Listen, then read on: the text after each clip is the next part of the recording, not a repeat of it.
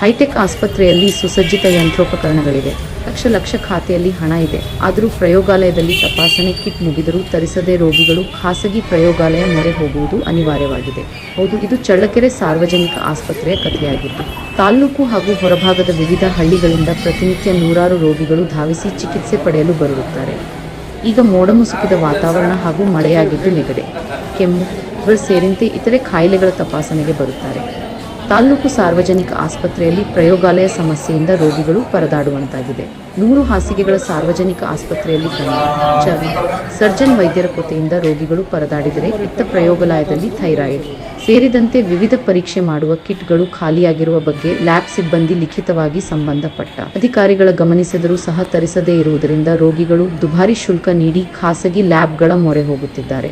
ಪ್ರಯೋಗಾಲಯಕ್ಕೆಂದೇ ಸುಮಾರು 25 ಲಕ್ಷ ರು ಹಣ ಖಾತೆಯಲ್ಲಿದ್ದರೂ ಖರೀದಿಸದೇ ಇರುವುದು ಅಧಿಕಾರಿಗಳ ನಿರ್ಲಕ್ಷ್ಯ ಬಡ ರೋಗಿಗಳ ಜೇಬಿಗೆ ಕತ್ತರಿ ಬೀಳುವಂತಾಗಿದೆ.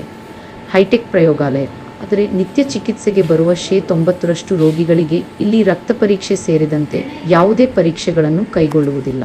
ಖಾಸಗಿ ಪ್ರಯೋಗಾಲಯಗಳಲ್ಲಿ ದುಪ್ಪಟ್ಟು ಹಣ ತೆತ್ತು ಪರೀಕ್ಷೆ ಮಾಡಿಸಿಕೊಳ್ಳಬೇಕಿದೆ. ಬಡ ರೋಗಿಗಳ ಪಾಲಿಗೆ ಸರ್ಕಾರಿ ಆಸ್ಪತ್ರೆ ಇದ್ದೂ ಇಲ್ಲದಂತಹ ಸ್ಥಿತಿ ಇದೆ. ಇಲ್ಲಾದರೂ ಸಂಬಂಧಪಟ್ಟ ಅಧಿಕಾರಿಗಳು ಪ್ರಯೋಗಾಲಯಕ್ಕೆ ಅಗತ್ಯ ಸೌಲಭ್ಯಗಳನ್ನು ನೀಡುವರೆ ಕಾದು ನೋಡಬೇಕಿದೆ.